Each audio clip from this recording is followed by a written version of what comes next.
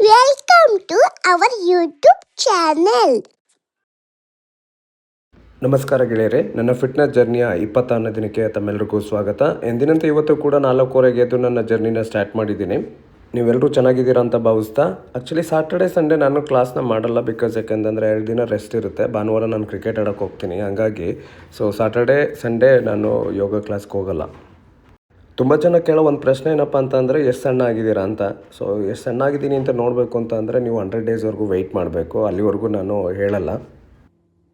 ಕ್ಲಾಸ್ಗೆ ರೀಚ್ ಆದಾಗ 5 o'clock ಆಗಿತ್ತು. ಎಂದಿನಂತೆ ಪುನೀತ್ ರಾಜ್ಕುಮಾರ್ ಸರ್ಗೆ ನಮಸ್ಕಾರ ಮಾಡ್ತಾ ನನ್ನ ಜರ್ನಿನ ಸ್ಟಾರ್ಟ್ ಮಾಡ್ತಾ ಇದ್ದೀನಿ. ಎಂದಿನಂತೆ ಇವತ್ತು ಕೂಡ ಒಂದು ಒಳ್ಳೆ ಟಾಪಿಕ್ ಜೊತೆ ಬಂದಿದ್ದೀನಿ. ಇವತ್ತಿನ ಟಾಪಿಕ್ ಏನಪ್ಪ ಅಂತಂದರೆ, ಖಾಲಿ ಹೊಟ್ಟೆಯಲ್ಲಿ ಯೋಗ ಮಾಡಬೇಕಾ ಇಲ್ಲ ಏನಾದರೂ ತಿಂದ್ಬಿಟ್ಟು ಯೋಗ ಮಾಡಬೇಕಾ ಅನ್ನೋ ಒಂದು ಟಾಪಿಕ್ಕು.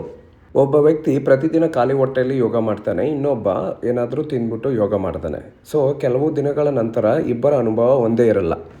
ಯಾವ ವ್ಯಕ್ತಿ ಏನು ತಿಂದನೆ ಯೋಗ ಮಾಡ್ತಿದ್ದಾನಲ್ಲ ಅವನು ತುಂಬ ಕಂಫರ್ಟಬಲ್ ಆಗಿರ್ತಾನೆ. ಇನ್ನೊಬ್ಬ ವ್ಯಕ್ತಿ ಯಾರು ಏನಾದರೂ ತಿಂದ್ಬಿಟ್ಟು ಯೋಗ ಮಾಡ್ತಿರ್ತಾರಲ್ಲ ಅವರು ಒಂದು ಸ್ವಲ್ಪ ಅನ್ಕಂಫರ್ಟಬಲ್ ಆಗಿರ್ತಾರೆ. ಯೋಗ ಒಂದೇ ಆಗಿದ್ರೂ ಬಟ್ ಫಲಿತಾಂಶ ಡಿಫ್ರೆಂಟ್ ಆಗಿರುತ್ತೆ. ಹಂಗಾಗಿ ಇವತ್ತು ನಾವು ಈ ಪ್ರಶ್ನೆಗೆ ಉತ್ತರನ ಹುಡುಕ್ತಾ ಹೋಗೋಣ. ಈ ವಿಡಿಯೋನ ಕೊನೆವರೆಗೂ ನೋಡಿ, ಯಾಕೆಂದರೆ ಈ ವಿಡಿಯೋ ತುಂಬ ಇಂಟ್ರೆಸ್ಟಿಂಗ್ ಆಗಿರುತ್ತೆ. ನಿಮಗೆ ಕ್ವಶನ್ಗೂ ಆನ್ಸರ್ ಕೂಡ ಸಿಗುತ್ತೆ. ತುಂಬ ಜನ ಮಾರ್ನಿಂಗ್ ಎದ್ದ ತಕ್ಷಣವೇ ಕಾಫಿ, ಟೀ, ಬಿಸ್ಕತ್ ಏನಾದರೂ ತಿಂತಾರೆ, ಆಮೇಲೆ ಯೋಗ ಕ್ಲಾಸ್ಗೆ ಬರ್ತಾರೆ. ಇದು ಸರಿನಾ ಅಥವಾ ಖಾಲಿ ಹೊಟ್ಟೆಯಲ್ಲಿ ಇರಬೇಕಾ? ಸ್ನೇಹಿತರೆ, ಮೊದಲು ನಾವು ನಮ್ಮ ದೇಹವನ್ನು ಅರ್ಥ ಮಾಡ್ಕೊಬೇಕು. ನಾವು ರಾತ್ರಿ ಊಟ ಮಾಡಿದ ನಂತರ ನಮ್ಮ ಬಾಡಿ ತುಂಬ ಟೈಮ್ ತೊಗೊಳುತ್ತೆ ಅದನ್ನು ಡೈಜೆಷನ್ ಮಾಡ್ಕೊಳ್ಳಿಕ್ಕೆ. ಮಾರ್ನಿಂಗ್ ಎದ್ದಿದ ತಕ್ಷಣವೇ ತುಂಬ ಜನದ ಹೊಟ್ಟೆ ಅಗ್ರವಾಗಿರುತ್ತೆ. ಈ ಟೈಮಲ್ಲಿ ಯೋಗಾಸನ ಮಾಡೋದು ಆರಾಮದಾಯಕವಾಗಿರ್ಬೋದು, ಆದರೆ ಎಲ್ಲರೂ ಖಾಲಿ ಹೊಟ್ಟೆಯಲ್ಲಿ ಯೋಗ ಮಾಡಬೇಕು ಅನ್ನೋದಲ್ಲ. ಪ್ರತಿಯೊಬ್ಬರ ದೇಹ ವಿಭಿನ್ನವಾಗಿರುತ್ತೆ. ಕೆಲವರಿಗೆ ಬೆಳಗ್ಗೆ ಸಣ್ಣ ತಿಂಡಿ ಅಥವಾ ಹಣ್ಣು ತಿಂದ ನಂತರ ಅಭ್ಯಾಸ ಮಾಡುವುದು ಸೂಕ್ತವಾಗಿರುತ್ತೆ. ಅದರಲ್ಲೂ ಮಧುಮೇಹ ಅಥವಾ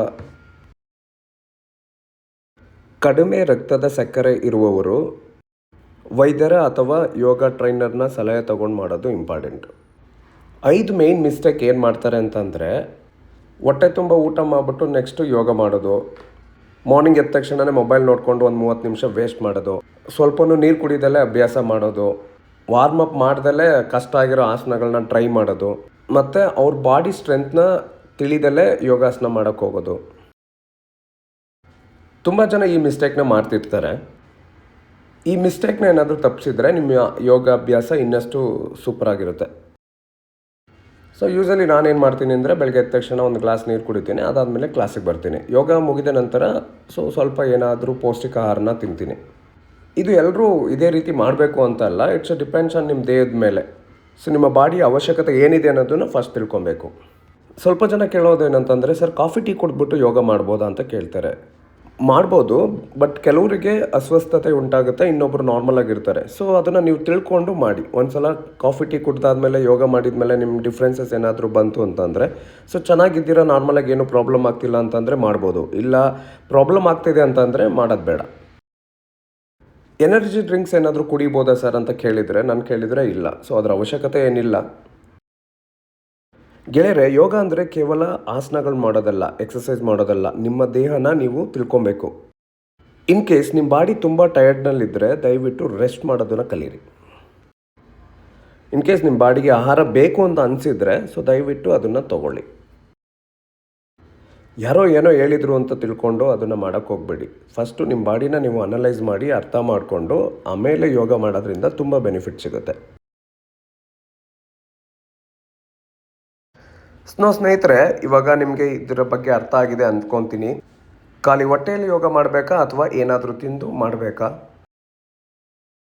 ಈ ವಿಡಿಯೋ ಮಾಹಿತಿ ನಿಮಗೆ ಇಷ್ಟ ಆಯಿತು ಅಂದರೆ ಲೈಕ್ ಮಾಡಿ, ಶೇರ್ ಮಾಡಿ, ಹಾಗೆ ನನ್ನ ಚಾನಲ್ನ ಸಬ್ಸ್ಕ್ರೈಬ್ ಮಾಡಿ. ಹಾಗೆ ಸ್ನೇಹಿತರೆ, ಯಾರೆಲ್ಲ ಯೋಗ ಮಾಡೋದಕ್ಕಿಂತ ಮುಂಚೆ ನೀವೇನೆಲ್ಲ ಮಾಡ್ತೀರಾ ಅನ್ನೋದನ್ನು ಕಮೆಂಟ್ನಲ್ಲಿ ತಿಳಿಸಿ. ಎಲ್ಲರಿಗೂ ಒಳ್ಳೆಯದಾಗಲಿ. ಎಲ್ಲರೂ ಖುಷಿಯಾಗಿರಿ. ಸರ್ವೇ ಜನೋ ಸುಖಿನೋ ಭವಂತು. ಜೈ ಶ್ರೀರಾಮ್.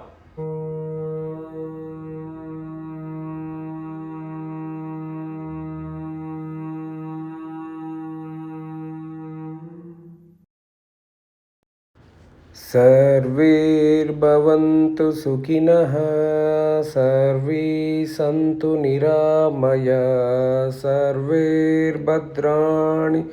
ಪಶ್ಯಂತು ಮಾಗಶ್ಚೇದ್ ದುಃಖಬಾಂತವೇ. ಓಂ ಶಾಂತಿ ಶಾಂತಿ ಶಾಂತಿ. Thank you, everyone.